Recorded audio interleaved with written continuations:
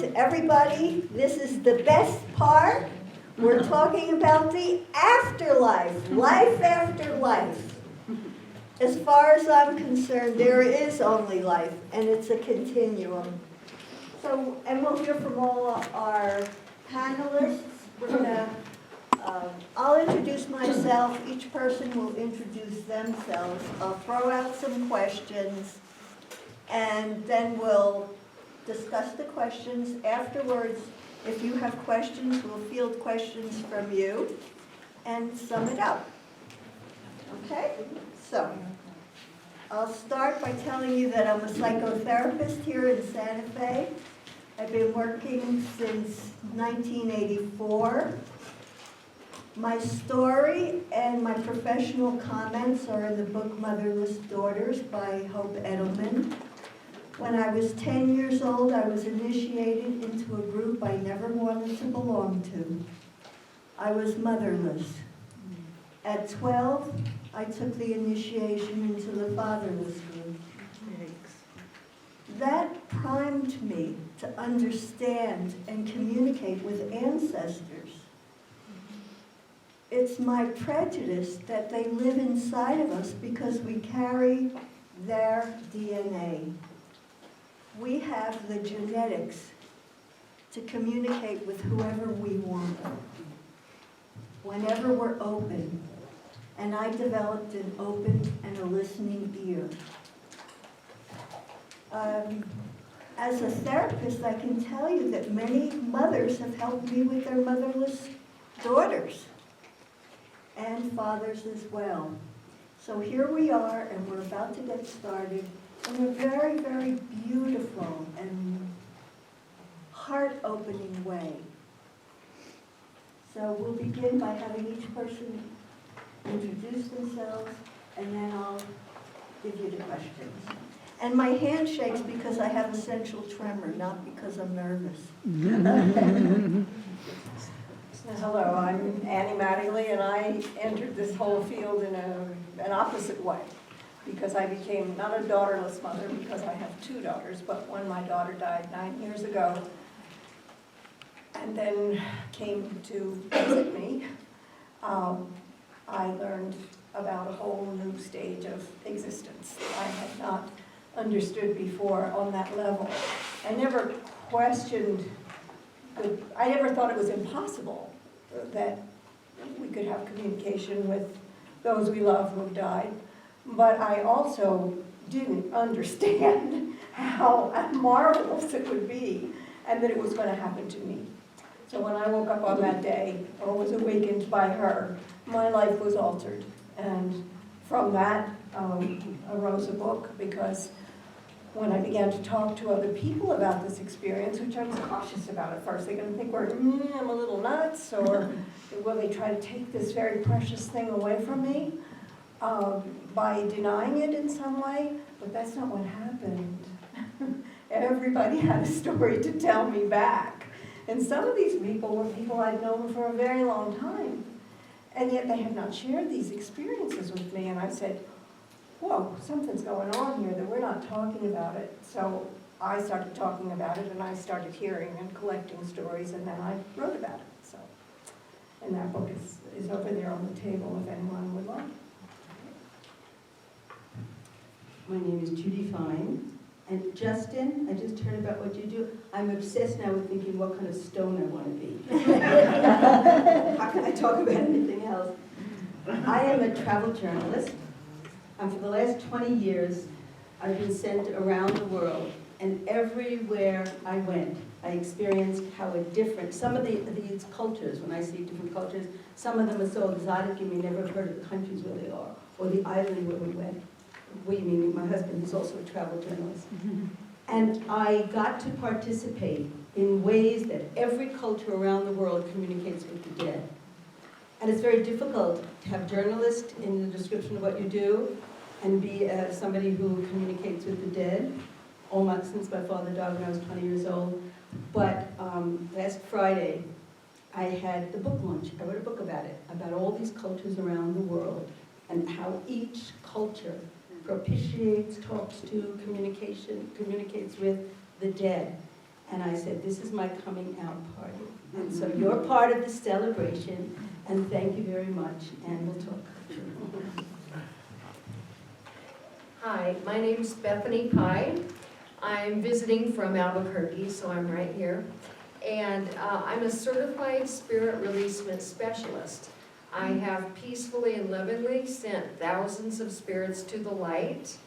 It's something I was born to do, and I have lots and lots of stories. My book is in development, probably be more than one book.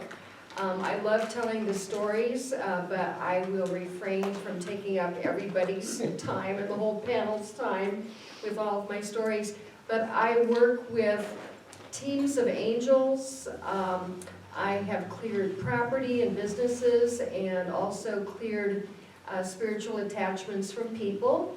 I have experience with working with animals who have passed, and also animals and their reactions to the work of clearing, which is very interesting. So open to any thoughts and questions as we go along.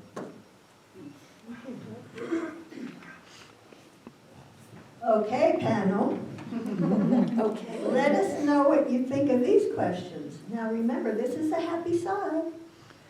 So, how do you know when you're communicating with someone who's crossed over? It's not a knowing that happens with the mind. It doesn't happen up here. It happens in the heart. It happens in all the invisible realms. And it's very clear when it happens. It's a knowing. It's a simple knowing. And that's a knowing with a capital K, not the small little, well, I know I'm going to the store this afternoon, or I know how to speak Spanish. It's not that kind of knowing. It is another level of connection. And although it can be denied, it is a very powerful and beautiful experience. I guess this would be like answering, how do you know you've just put your shoes on? It's so much a part of life for me. I don't even question, it comes in many ways. I can initiate it, it can happen, it always happens in embarrassing moments. Like I'm half dressed, somebody rings the doorbell and I'm running and I'm tripping and oh, there's a communication from someone. And again, I agree with what you're saying. It's a knowing, it's not something, oh, it's so different from everything else. It happens with the reality and the immediacy of anything else that happens in life. Oh, I came with my own microphone today. I agree. I tend not to see, I'm not a strong clairvoyant, fortunately, because some of the things that I deal with are really scary. But it is a knowing, sometimes I hear. And with more experience, it gets much easier. So you trust yourself more. And when the message is different from what the words I would choose for my own thoughts, I pay attention. For me, it's been a feeling. You know how you can feel a person's energy and know them? Especially if you've been intimate with them, like a parent or a grandparent. I can feel that person. That's the first way it comes to me. I might see them, I certainly hear them, and I don't necessarily hear them in my voice. So we all have our different ways, but it's a different kind of listening. And that's what's important to me, is to open up that capacity to hear, to listen. And the way that we do that is by getting quiet. And sometimes it happens when my mind is the busiest, but there's an open quiet inside. So, with whom do you communicate? Should we do this in order, or do you want to? All right, I got it, so I'll talk. Well, my primary communications have been with my daughter, but it seems to me that just like you could clear a path through the jungle with a machete, once that had started to happen, then I had communication with my mother, who had been dead for 30 years, and I had not had that before. I'd had a single very important after-death communication dream, but not a direct connection when I was awake. And then a few other times, I had a message that came through from my former husband to my sister that was very important because there had been bad blood between them. And that was very, very healing. And perhaps a couple of other brief things. I'm not like Bethany. I can't say, okay, I want to talk to John. It happens more spontaneously than that. That's mostly it, but most of it has been with my daughter. For the first year, almost every morning, conversations, exchanges, not just one way. It wasn't just that she was speaking with me, I could speak and she could respond.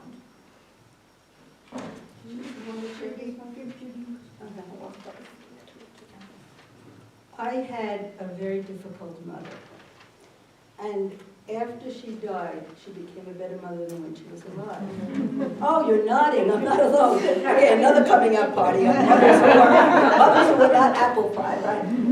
And sometimes she wants me to forgive her. Or she says, you know, I'm so sorry. And sometimes I don't want to have any contact with her. So I like this, that there's control. You know, if I say, I'm not interested in this, I just tune out.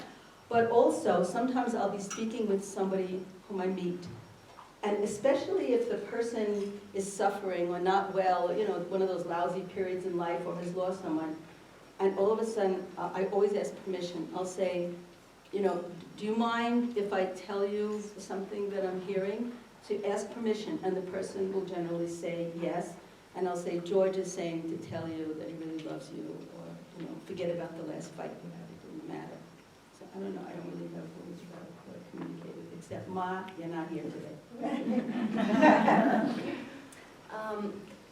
I'll try to generalize about this. When I do my clearing work, it's deliberate, trying to reach the entity that is lingering. It can be a disembodied human spirit. It can be an attached ET.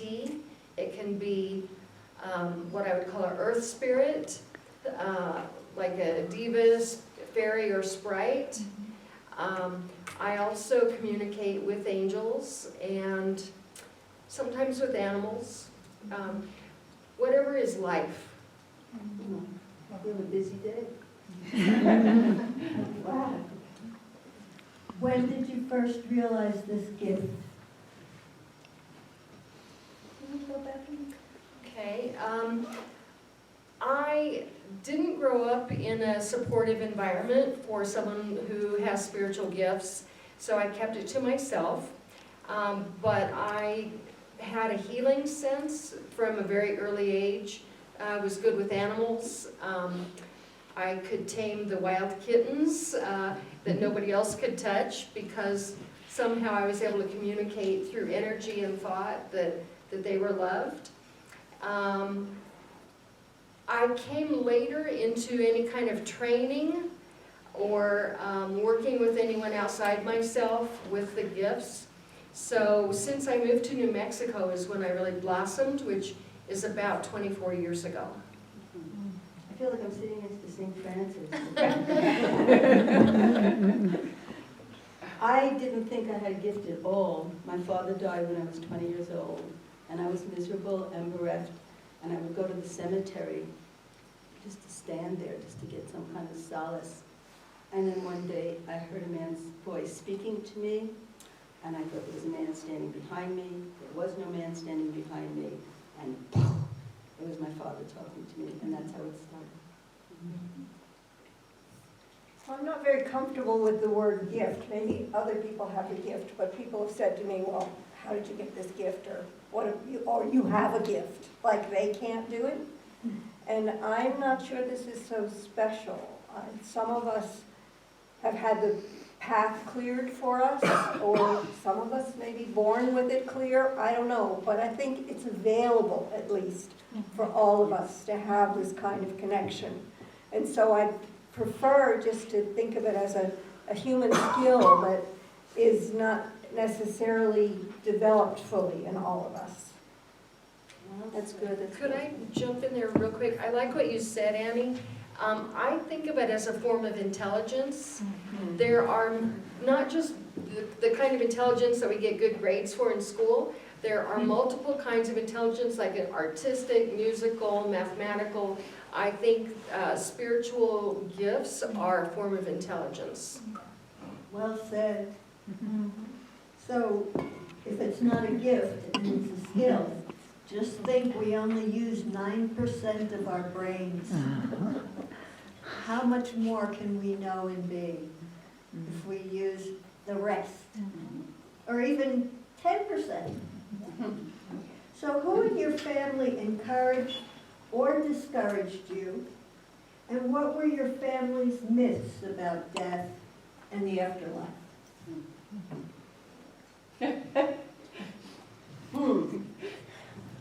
Well, I don't know if we had myths in our family. I was raised in an agnostic family. It was all like, well, we'll figure this out later. We don't know about it. We can't know about it. Nobody talked about it very much. Although I noticed that as my mother, in the last year, when she had cancer and was coming towards death, suddenly the conversation was a little more open about this.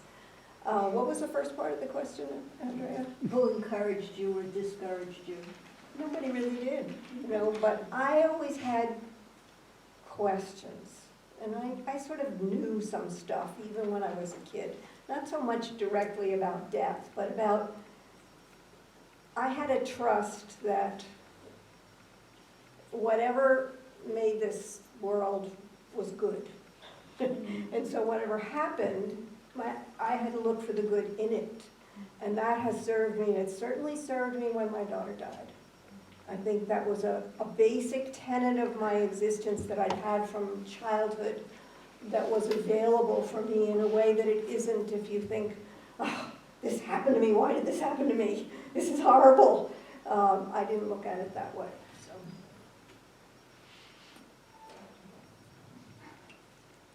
When you speak about who encouraged or discouraged you, I think I was born as one of the fish that doesn't swim in the mainstream.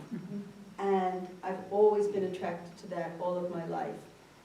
And so there was not any there was always encouragement to swim back to the mainstream. Come on back in where all the other fishies are. But I never, it just didn't appeal to me. It just wasn't that interesting. To this day, it's just not that interesting. And so I didn't need encouragement. I couldn't live any other way. I would look at the mainstream and say, oh my God, that's so boring. I already said I wasn't encouraged. It was really extreme. My family, also not the good mother, not the good father, they were both into a lot of acting out and and I was also the oldest child, which I consider the experimental child. So the most pressure and intense pressure to squeeze me down into an acceptable form. So, I did the academics. I went to college and did a traditional route as much as I could. And I finally got to an age where my spirit just couldn't take it anymore, and I broke free. Well, I was abandoned, so that was my gift. It was. Is there a consistent message that you get from the other side or from people that you have communicated with? Oh, I want to answer that one first because it's a real simple answer. I am okay. I've spoken now, I don't know, I lost count, well over 100 people that I've talked to. And that's the message that they hear. And it is completely healing for them to have someone they love who died say, I am okay. It's not always in words. Sometimes it's just an awareness that this is what's being conveyed. And I certainly wasn't in words with my daughter, but just having her talk to me, I knew she was okay. And she was a mess beforehand. She took her own life. And she was very depressed and very troubled. And all of a sudden she died. She wasn't a mess anymore. She was okay. I would agree with that. and it challenging people to be open-minded about what happens across all different cultures and times and belief systems.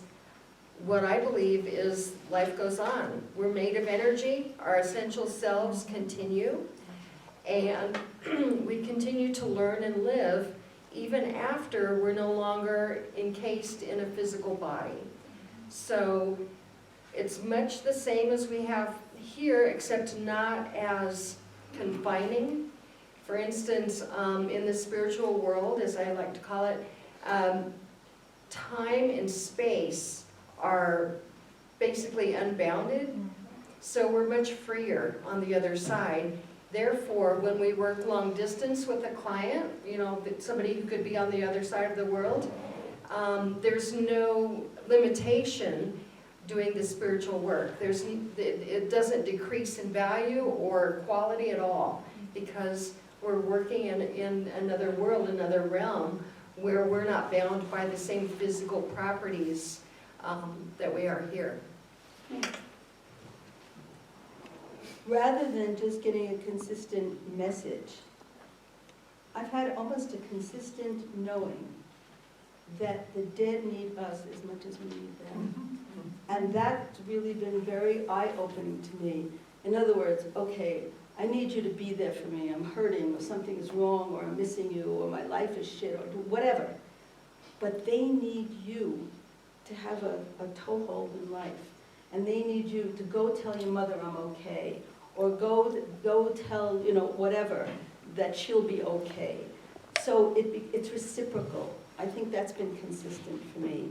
That it's a two-way thing, okay? I want you to be there, huh? Well, I want you to be there too. And it's really beautiful. It's a relationship. I found a consistency, and that consistency is I love you. Forgive me. I'm here.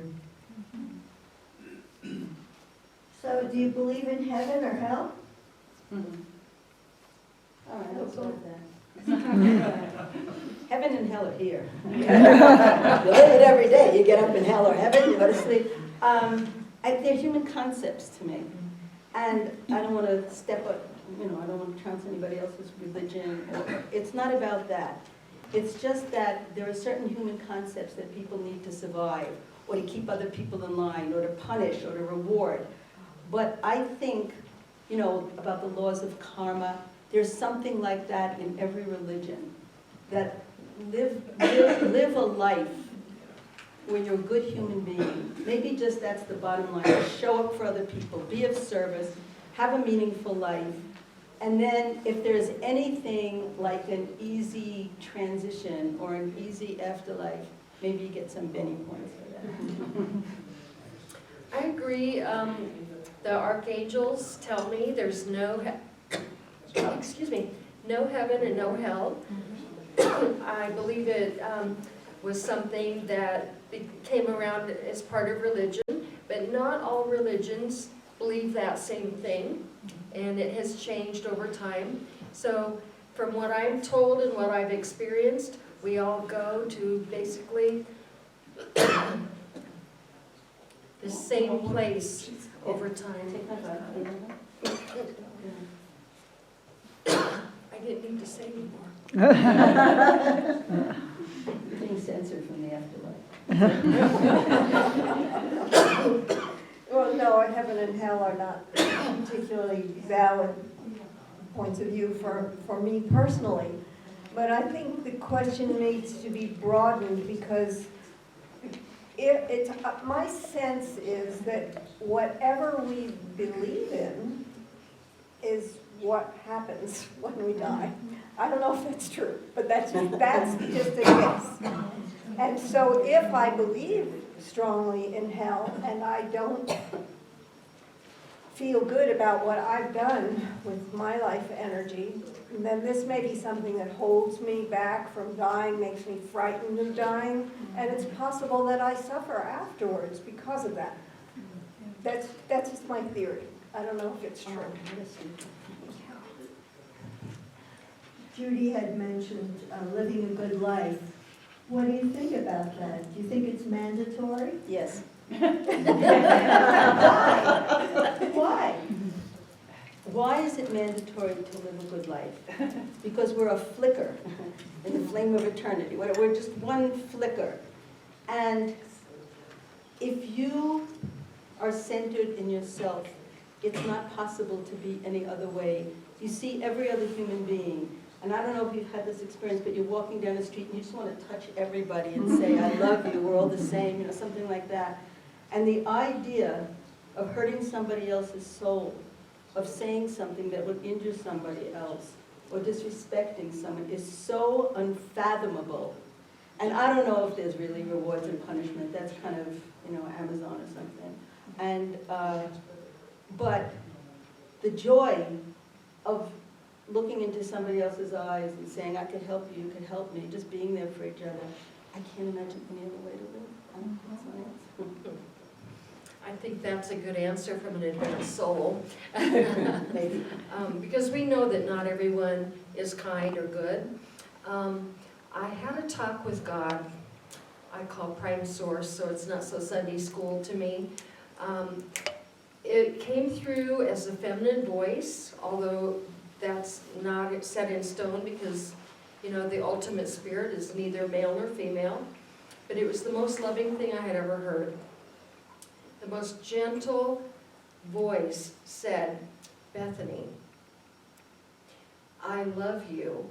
How could I not love you? You are a part of me. How could I not love myself?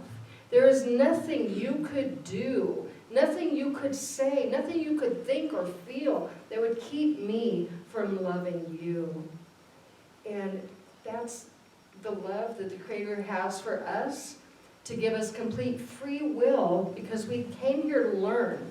So sometimes people act out, and sometimes they learn the hard way, that they are not following a very good path, and we have something to say about it. Sometimes they get away with it and might do things not the right way for lifetime after lifetime, but eventually I think we're all headed toward love and light, to be more like the Creator, to grow closer to the source.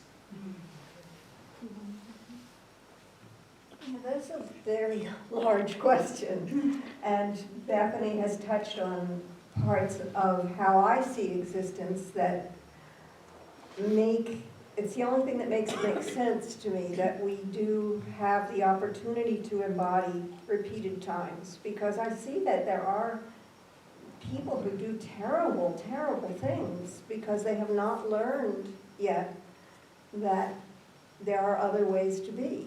And there are other people who do wonderful things. And sometimes it's the same person doing both, the terrible and the wonderful.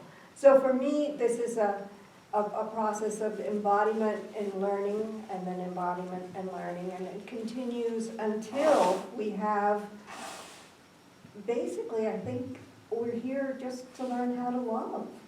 And when we can really fully embody that in every moment, then I don't know what happens.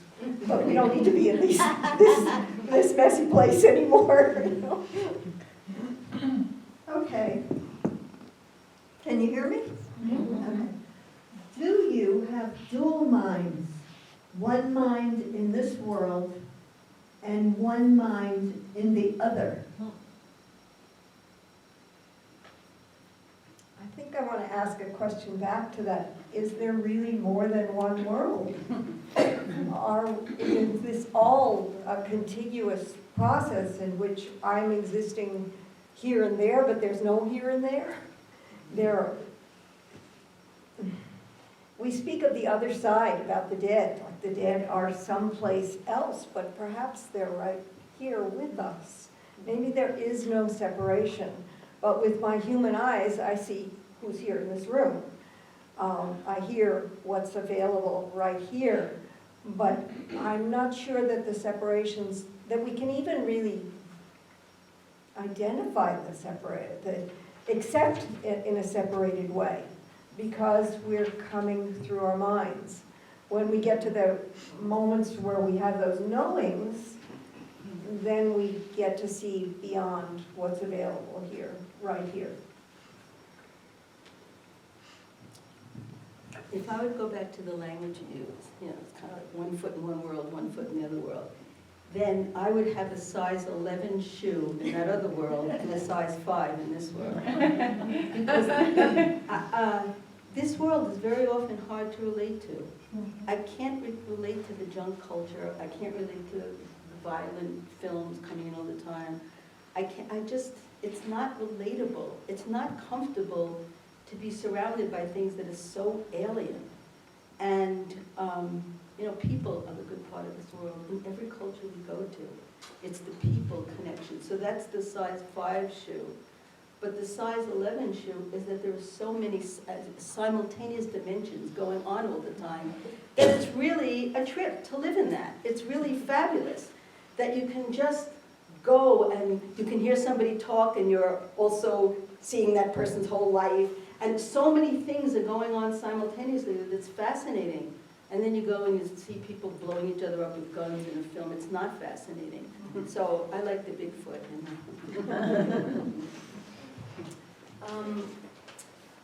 For me, the more I grow spiritually, the more integrated I feel, the closer I am to my true self. So I don't feel so much being of two minds anymore, but I will tell you, a person who has a spirit, one or more attached, can feel that way, can act out, can have thoughts that aren't their own thoughts. And it's really hard to tell that there's something attached. So you can feel like you're of two minds or seem like two different people. It's not the same thing as mental illness. It can look similar a lot of times, but I can tell. I use a pendulum to check in, and when the entities are removed, the person can feel more themselves. That's a whole other conversation, isn't it? We go on and on. So, let me ask you this. Will the meaning of life be revealed when we're done? Okay, I'll go on that one. The meaning of life is this second. That's it. That's what? Is this second. Right here, this second, someone wearing a check shirt, you wearing a shirt with 2 colors. That's it. I don't know of any other meaning that there is. I've never discovered it. It's never been revealed to me. It's just what's happening right this second. That's it. I don't have anything further to add. Oh, whoa. I didn't hear you. What did you say? I like what she said. I don't have anything further to add. Well, a lot of times people ask me what my daughter told me about the afterlife, about the meaning of life and so on. She didn't want to tell me about that. She wanted to deal with what here, so which relates, I think, to what you're saying. She wanted to help me with what I was going through, not necessarily the grief. She said I had to deal with that here.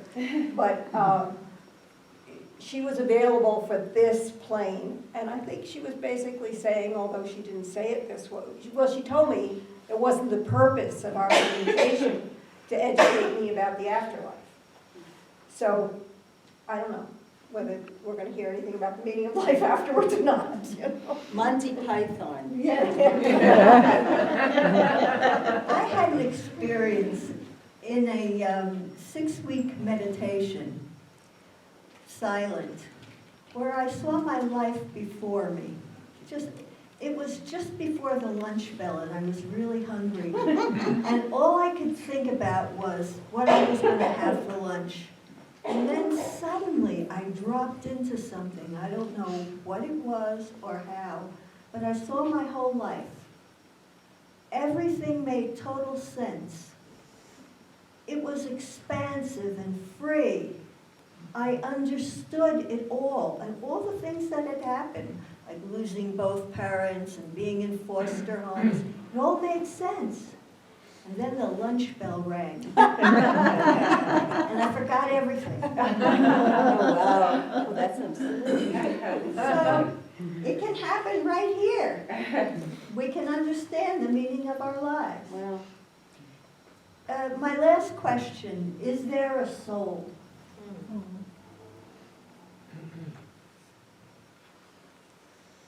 Well, there are probably a lot of words for that. Soul, spirit, the essence of God. Well, we could go on and on.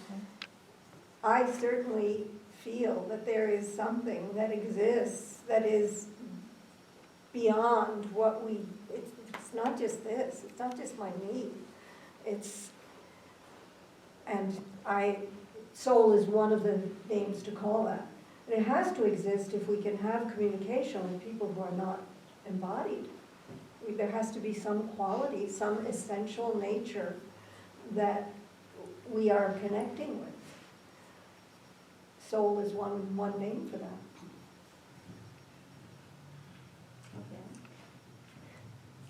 I am my soul. It's me, it is I am my soul. But then I'm also part of a larger soul.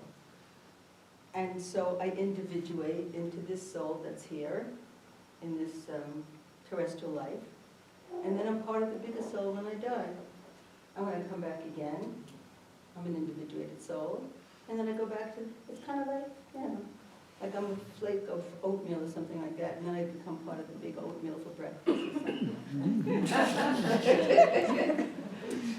I do believe that we are souls. When we come in, we are who we are. If you look at like a family with more than one child, each one is individual. Sometimes they can be very different from each other. They come in with a personality right off the bat. And we don't consciously remember a lot about what we were doing before we were born into this life, but it influences us. We might find ourselves going into the same interests, life after life. Or, for instance, on the darker side, addiction can follow a person from one lifetime to another. Somebody might, and I've cleared some of this for people, but for instance, somebody might have had an addiction to alcohol one lifetime, and in the in-between time, made a firm intention not to do that again, came back, didn't become an alcoholic, but maybe was addicted to cigarettes. And so if the essential thing that I call addiction wasn't cleared, that can come with a person. But what we're trying to do all the time, as far as clearing goes, is get back to that essential person, the soul. And yes, animals have souls. Can you talk to Jack for me? Probably. So, we're available for any questions. Please feel free, and I will give you a mic. You can pass it around. Maybe Gail can pass it around. I have a question. I'm wondering if trauma, childhood trauma, somehow opens the door for us to be able to receive messages and to be able to be a little bit more sensitive than other people who have not experienced that trauma. I will jump in here and tell you that I think that's true, but I also was born with a knowledge. I think all children are very sensitive, and some of us have a path. And that path is revealed through trauma. We're more open, certainly. There's a biblical quote. It says, "I refine you not with silver and gold, I refine you with the furnace of affliction." So I think I was refined that way, in a very Jewish way. And I would agree, I think you're making a strong point. I had not thought of this, even though I had some significant trauma as a child. But then in reading and talking to people, I noticed the pattern, that it did seem as though those who were able to receive had had traumatic backgrounds of one sort or another. Are you done? I think when you're traumatized as a child, there comes a point where you check out. You can't take it anymore. And I experienced that for 6 years. I volunteered at the Juvenile Detention Center, and I worked with the murderers, the rapists, and was fascinated by this. And then I related to it, because at a certain point of trauma in my own life, I checked out. And then working with them, I started thinking, okay, so when you check out, where do you go? That's exactly the question. Exactly. Where do you go? Yeah. And I think you go into other realms because your life as a child is unbearable. And it's those other realms that make you later accessible to accessing them. You access them both, to access another world. It's a great question. Yeah, it is a great question. So back in the back of the room. Hi. So you talked a little bit about taking energy or souls and releasing them from like places or objects or people. And I'm wondering if you ever see those staying with the remains themselves, like in terms of like cremation remains or like burial spaces. Yeah, that's the question. Bethany. This is my wheelhouse. I'll tell you personally, I've been, of course, to cemeteries.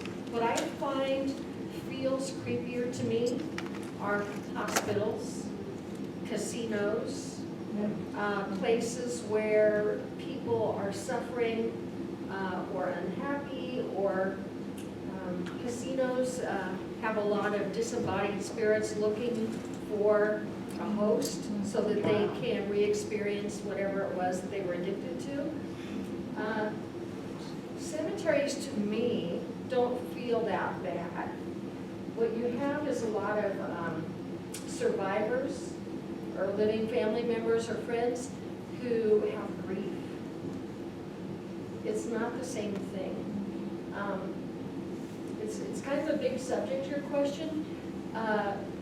Energy can attach to objects, but as far as cremated remains, it just varies. Sometimes a spirit doesn't want to move on. There's many, many reasons why, but it doesn't necessarily mean they're contained within their own remains. They're free to move around. It's not a question, it's just to kind of answer. Can I answer that though? Yeah, sure, sorry.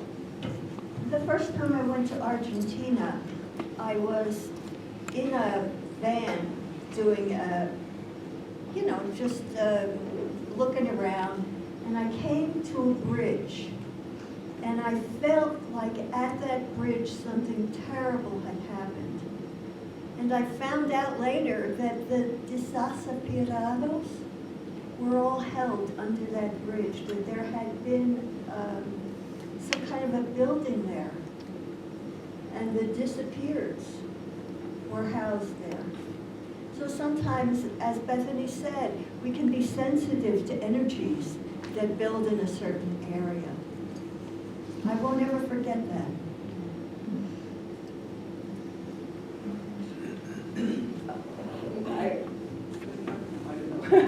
Point it right to the mouth. You have Yeah. better- It's on. It's on? Okay, Yeah. not just to respond, because I heard about your puddles, and I think 3 years ago my father passed, and I had his ashes. He passed in Europe, and I brought the ashes here. And for the first 6 months, almost every week, I was dreaming of them. And it was, okay, we did a lot of things, a lot of dinners, whatever, a lot of things during the night, but there was a moment where I was exhausted by it, and I felt like I have to just release those ashes or do something with it, because this present was really too much. And I really made a decision and just went to the river and did a ceremony there and released it. And once in a while they do come in dream today, but it really felt that somehow it was attached to the ashes. And I don't know, it's funny because we split the ashes in 3. It was my sister in Europe and his wife and me. So even though we had split, 2 of us got rid of it, and then his wife was telling me that she believes she has a ghost in the house right now, and I'm like, maybe it's time for you to get rid of the ashes, because it's 3 different locations, but I don't know, that was my experience.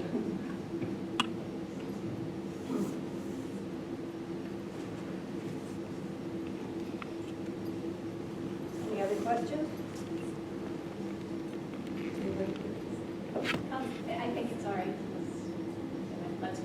I see if you get you on the field this way.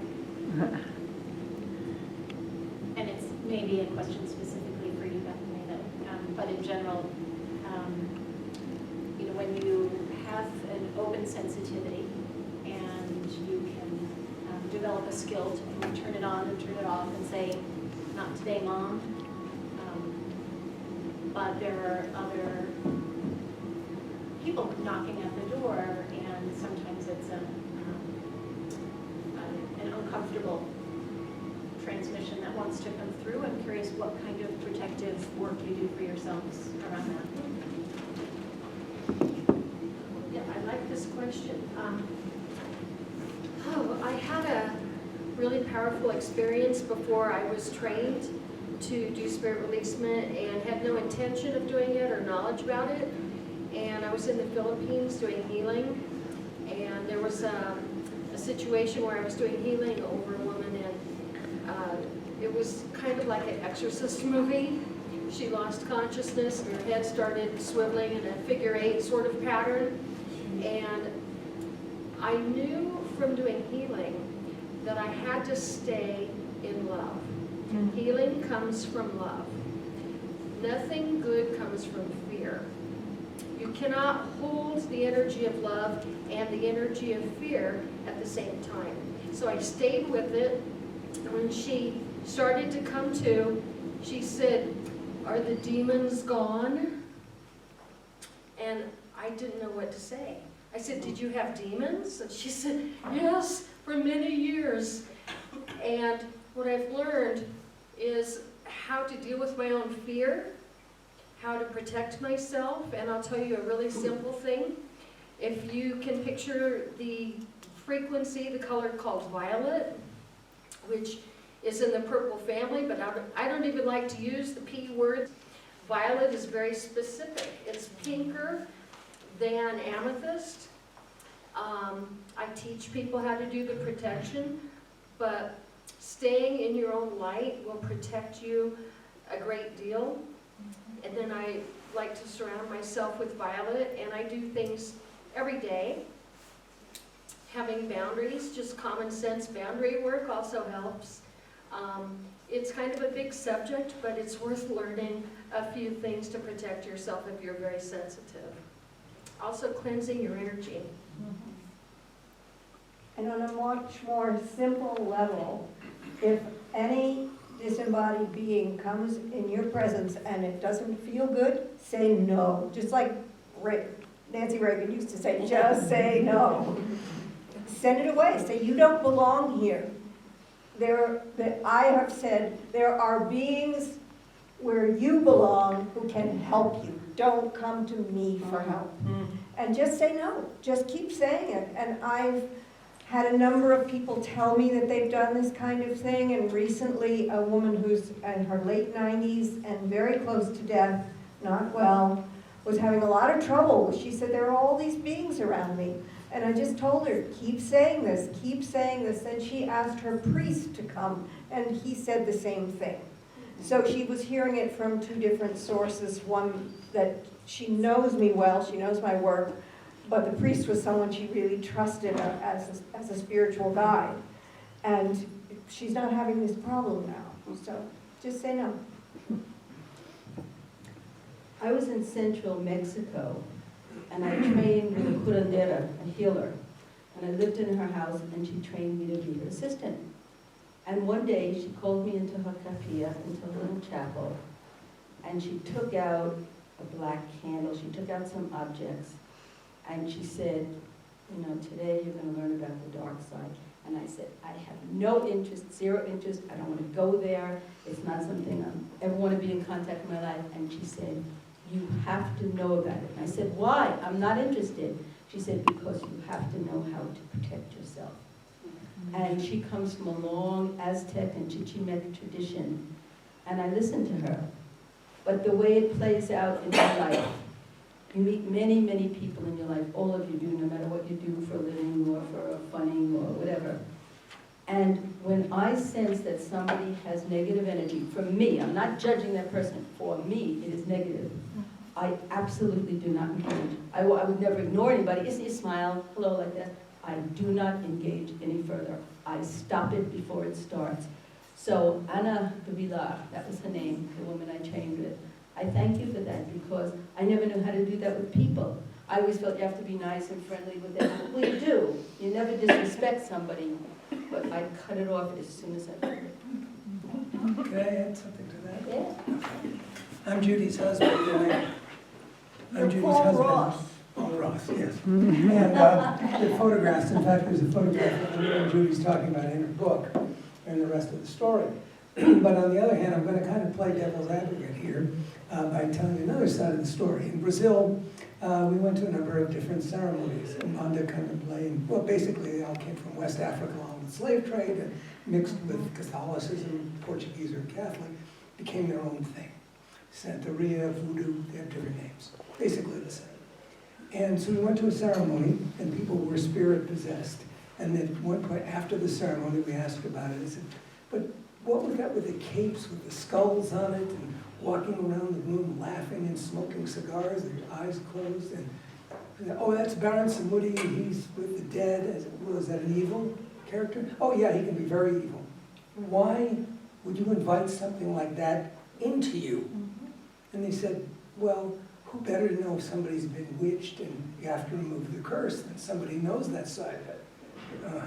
But still, she said, look, anybody can say they're spiritual and holy if they resist all temptation. But to dance with your devil and then push him away, you've got to be very strong in your faith. It's a different point of view. Oh, okay.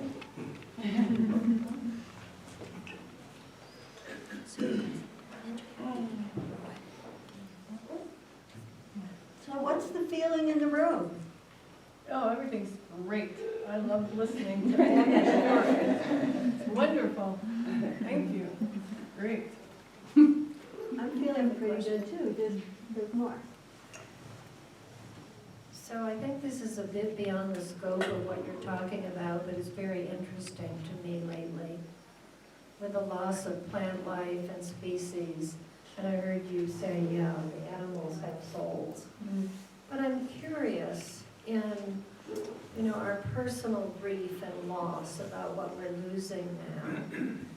Is there some communication you're having with this part of life that can ease the pain we feel as humans for what we're doing? I would just like to say that loss is part of life, and we can't escape it. I'm in complete agreement with you about the tragedy of it. And I think from the other side, they know the timelessness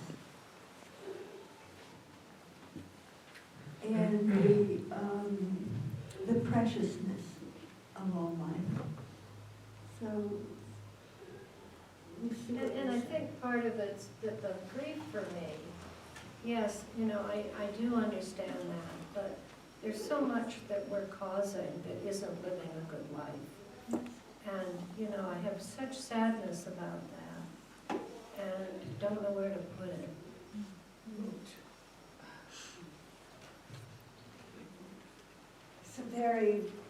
There are lots of large questions here, but that's certainly a large one, and I don't have a direct answer.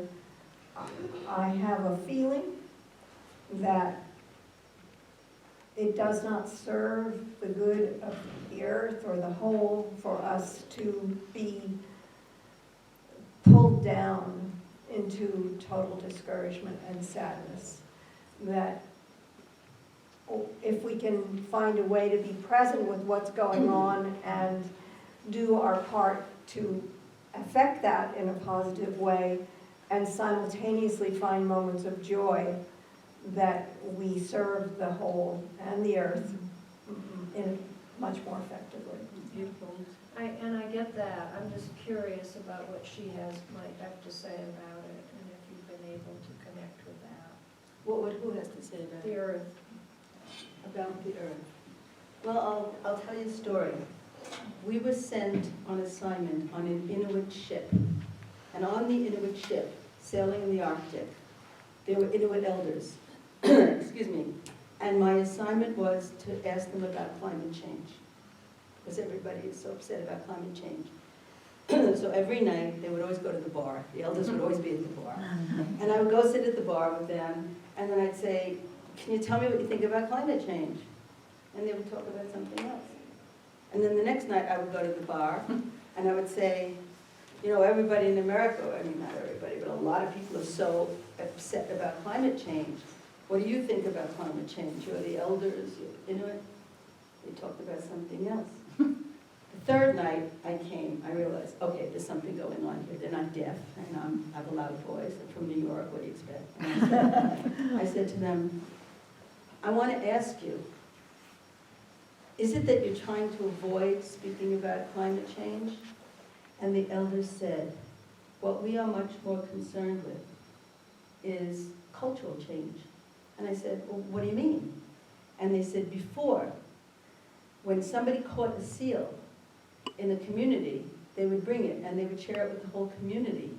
And we all had to eat. We all had, they didn't say food to eat, we all had to eat. And they said, and now somebody gets a seal and they hoard it for their own family. And they just eat it and they don't share it with the rest of the community. And they said, the earth will take care of the earth, we do everything we can. But we are much more concerned about cultural change. And I think that goes back to the question of how do you live? How responsibly? What are you doing? I agree with what you're saying. Being sad, we all could be sad all the time and but depressed now. You know, there's so many things going on. But that's not an answer. That's an affective response. But to think about that, cultural change. How do we go back to being communal humans? How do we go back to having a life where the earth is the earth and we're the humans and we're not doing so well with our own species? I always say I'm shopping around for another species to join. But I haven't found one yet, and we all belong to this species. So my answer is, I thought that was a brilliant, brilliant answer. That's... I like the answers also, and it illustrates how we walk with one foot in each world. There's a lot for us to do in this world, and you know, we could have a political solution to get more people on board with taking action for the whole world. I think in a way our country is behind a lot of other countries in this area. So there's a lot to do in practical terms. In spiritual terms, I think one of the hardest things is to feel like there's nothing we can do and to feel helpless, and that brings on despair. So what I like to do is use prayer and healing, because at least that's something. And even if you don't see yourself as a healer, when you pray deeply from the heart, and it's in positive terms, you are a healer. So energetically, we are contributing that to the world. We can pray for wisdom for the people who make decisions on our behalf in this area. We can ask for wisdom. On the spiritual side, the archangels and high spiritual beings have so much love. They have really no judgment about it, although they recognize that this is not a good thing for us to be doing. There's no condemnation. And life, whether it's animal, spirit, or human, does go on. So there's a bigger picture that's very hard for us to see from this perspective. But I would just encourage you to use your spiritual sense and send healing. Oh wait, it's okay if I just add one other thing? In a way, whether we consciously did it or not, we've handed the mantle to a young generation. And these kids, what motivates them is helping the earth, saving the earth. They are out there doing it. And I just, bravo, you know, my generation had other issues. This is their issue. When you meet kids, you meet young kids and they say, when I grow up, I want to be a climate Scientologist, or I want to be a biological preservationist. And I think, okay, they've taken it on as their job and they'll do it. That's it. I don't know how they'll do it, but they'll do it. This is the life I lead with inspiring action. And my question is more about with your tuning in, if you're hearing something other than what we as humans might do, how might it be held? And you know, we have to hold it like the Earth's 4.6 billion years old and we're like this, so it knows a lot more than we do. And I sure wish I could listen better. So here we are. We've solved all the problems. And I know that I'm just one little being, one flash of light. I can't change much, but I can change myself. And that's my work, is to transform this object, to do the best I can, to love the best I can. What we've talked about is impermanence and what's not impermanent. So we know that the body is impermanent. We know that we'll be passing, but there is something that endures. And what is that endures? So I'd like to hear from each panelist in closing.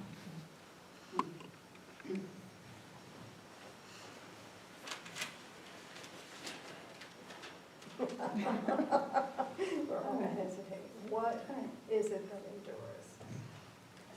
Perhaps since we're in New Mexico, you have gone to a ruin of one of the ancient Native American cultures. And you felt like you could almost hear voices speaking to you. There's almost a presence that maybe, have any of you felt that? Have any of you felt that when you go to it? You have, okay, a lot of you are nodding. I think what's left behind is the breath. So every word we say today, what endures, what you put out, I don't know what happens to the breath. You know, you say words, but it endures. And I don't know how it happens, but it endures forever. And that's why I think it is so important to monitor the words you say, to speak your truth, to, when you open your mouth, to that breath is going to last with the person you're speaking to. It's going to last in the air. I think the breath endures. Well, it takes us back to the question about soul, whether there is soul. Soul, essence, there is something essential that is, and in my view, always has been and always will be. The form may change, will change, is changing. But, and that essence, I think if we were to put it, it's probably indefinable in human terms, in words, but it's made of love. That's all that is what endures. And that also is the connecting link between the living and the dead. That's what makes it possible for us to hear those voices or see those visions or whatever form it comes in, is just plain pure love. Such brilliant words. I find it hard to put into words. Words are just trivial compared to the reality of it. But if our maker, prime source, is love and light, enlightenment, and we're a piece of creation, that what endures is love and light. And that's what we're all going home toward. And that's what we bring here to have this deep experience in life with. So that's a good thing to hold on to. So here we are, we're all love. In closing, let's take a deep breath and breathe it in and let it out. And know there's no mistake, we're here. We might not know why, because because the lunch bell rang. But someday we will. No, thank you.